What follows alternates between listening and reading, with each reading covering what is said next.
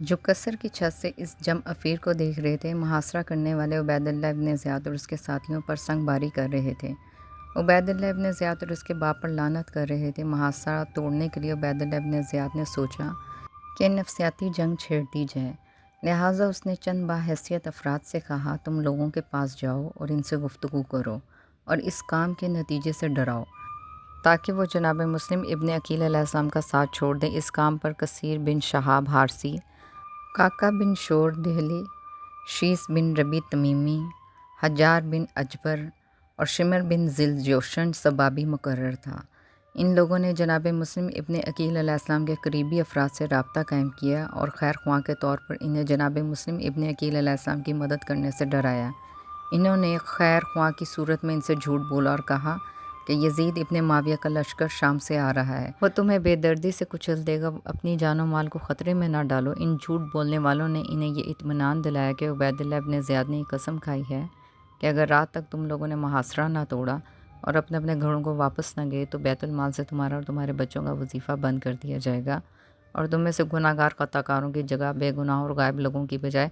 حاضرین کو ایسی عبرتناک سزا دی جائے گی کہ کوفہ میں ایسا کوئی سرکش نہیں بچے گا جو اپنے کیے کی سزا پائے۔ محاصرہ توڑنے والا عبید اللہ ابن زیاد کا منصوبہ کامیاب ہو گیا اور اہل کوفہ جو خود کو عبید اللہ ابن زیاد کی سزا سے محفوظ نہیں سمجھ رہے تھے، ان منافقوں کی باتوں میں آ گئے اور جناب مسلم ابن عقیل علیہ السلام کا ساتھ چھوڑ دیا اور اپنے دل میں یہ خیال پیدا کیا کہ ہمیں خطرہ نہیں مول لینا چاہیے، ابھی سویرا ہے، اپنے گھروں کو لوٹ چلیں، جو خدا کو منظور ہوگا ہو جائے گا۔ عبید اللہ ابن زیاد نے اس قومی انقلاب اور خدائی تحریک کو کچلنے کی دوسری چال چلی، اور اہل کوفہ میں سے جو سرکردہ افراد اس کے ساتھ دارالامارہ میں وقت گزاری کر رہے تھے، انہیں حکم دیا کہ لوگوں کو فریب دینے اور جناب مسلم ابن عقیل علیہ السلام سے جدا کرنے کے لیے تم امان کے پرچم ہاتھ میں لے لو اور ان سادہ لو افراد کو امان دو جو عبید اللہ ابن زیاد کی سزا سے ڈرے ہوئے تھے۔ باقی رہنے والوں میں محمد بن اشعث، کاکا بن دہلی، شیس بن ربی، حجار بن اجبر، سلمہ و شمر بن ذل جوشن تھے۔ لوگوں کو اپنی حفاظت کے لیے دارالامارہ ہی میں روک لیا۔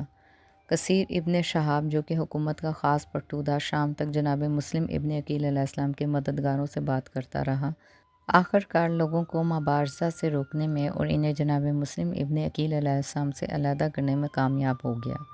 اس عظیم عوامی انقلاب کو کچلنے کے لیے عبید اللہ ابن زیاد کی نیر نگوں نے اتنا متاثر کیا کہ ماں بیٹے کے پاس آئی یا بھائی آیا اور اس کا دامن پکڑ کر کہنے لگا کہ کل یزید کی فوج شام سے کوفہ پہنچ رہی ہے، وہ ان انقلابیوں پر غضب ڈھائے گی، چلو گھر لوٹ چلو۔ چنانچہ جو جس کو پہچانتا تھا وہ مجمع میں سے پکڑ کے لے جاتا تھا۔